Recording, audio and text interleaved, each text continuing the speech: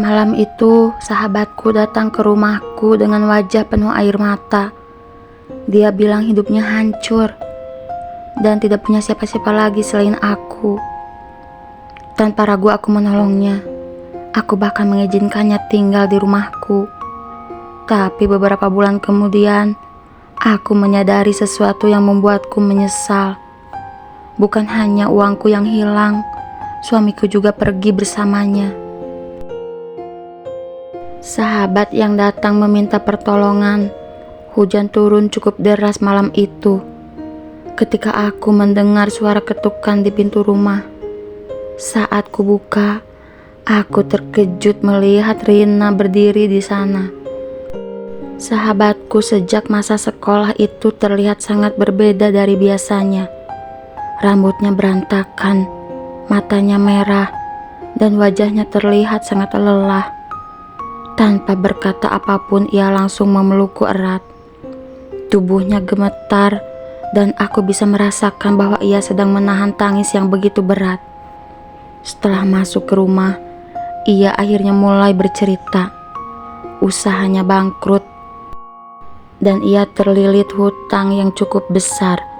Banyak orang yang sebelumnya dekat dengannya kini menjauh. Dengan suara pelan ia berkata bahwa aku adalah satu-satunya orang yang masih ia percaya. Mendengar itu hatiku langsung terasa iba. Kami sudah bersahabat selama lebih dari 10 tahun.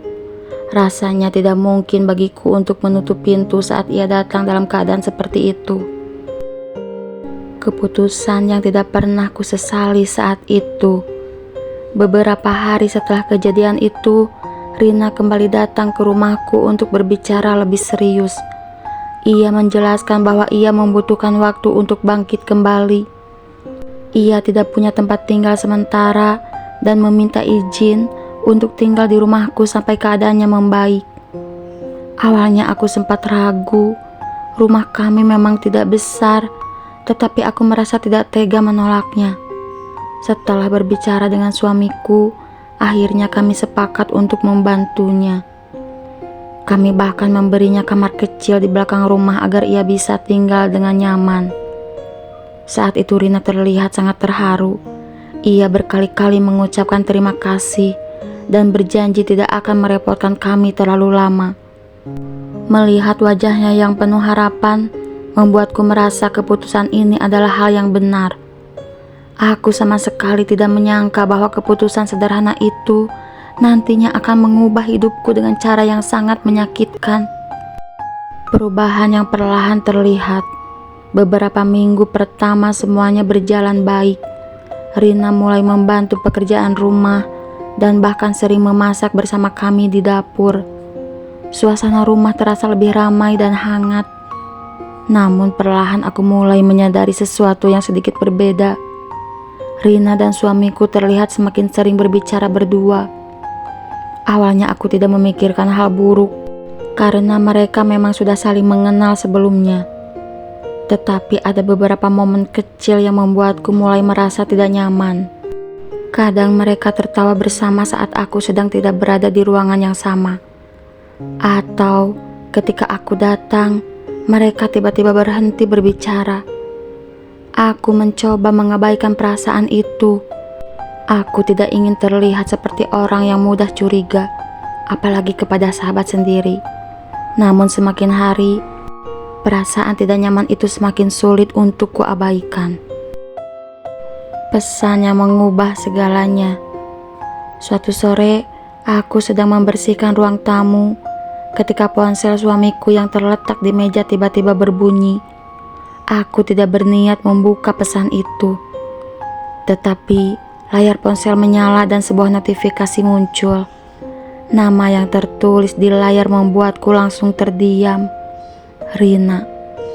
Pesannya hanya satu kalimat pendek, tetapi cukup membuat jantungku berdetak sangat cepat. Terima kasih untuk hari ini. Aku bahagia bisa bersamamu. Aku merasa dunia seperti berhenti sejenak. Hari itu suamiku mengatakan bahwa ia harus bekerja lembur di kantor. Tetapi pesan itu membuatku sadar bahwa ada sesuatu yang selama ini tidak ku ketahui. Untuk pertama kalinya, aku mulai takut bahwa kecurigaanku selama ini mungkin benar. Kebenaran yang menyakitkan malam itu. Aku akhirnya memberanikan diri menanyakan semuanya kepada suamiku. Awalnya ia mencoba menghindari pertanyaanku dan mengatakan bahwa aku hanya terlalu sensitif. Namun, setelah percakapan panjang yang penuh emosi, kebenaran akhirnya terungkap. Ia mengakui bahwa beberapa waktu terakhir ia memang sering bertemu dengan Rina tanpa sepengetahuanku. Katanya, semua itu terjadi secara perlahan. Mereka sering berbicara tentang masalah hidup, lalu tanpa sadar hubungan mereka menjadi terlalu dekat. Mendengar pengakuan itu membuat hatiku terasa seperti dihancurkan. Sahabat yang selama ini kupercaya dan suami yang kucintai ternyata menyembunyikan sesuatu dariku. Aku tidak pernah membayangkan bahwa orang yang kutolong justru menjadi orang yang mengambil kebahagiaanku. Pelajaran yang tidak akan pernah kulupakan. Beberapa hari setelah kejadian itu, Rina akhirnya pergi dari rumahku. Ia meninggalkan rumah tanpa banyak bicara dan tidak pernah lagi menghubungiku. Suamiku juga memilih meninggalkan rumah untuk beberapa waktu. Rumah yang dulu terasa hangat kini terasa sangat kosong. Namun dari semua yang terjadi, aku akhirnya belajar satu hal penting. Tidak semua orang yang datang dengan air mata benar-benar membawa kejujuran di dalam hatinya. Kepercayaan adalah sesuatu yang sangat berharga. Sekali dikhianati, luka yang ditinggalkan tidak mudah untuk disembuhkan. Kini aku mencoba melanjutkan hidupku dengan lebih kuat.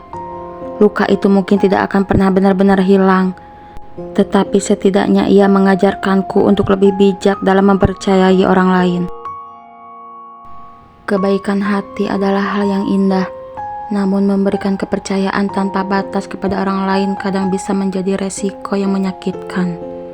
Karena tidak semua orang yang kita anggap sahabat benar-benar memiliki niat yang tulus.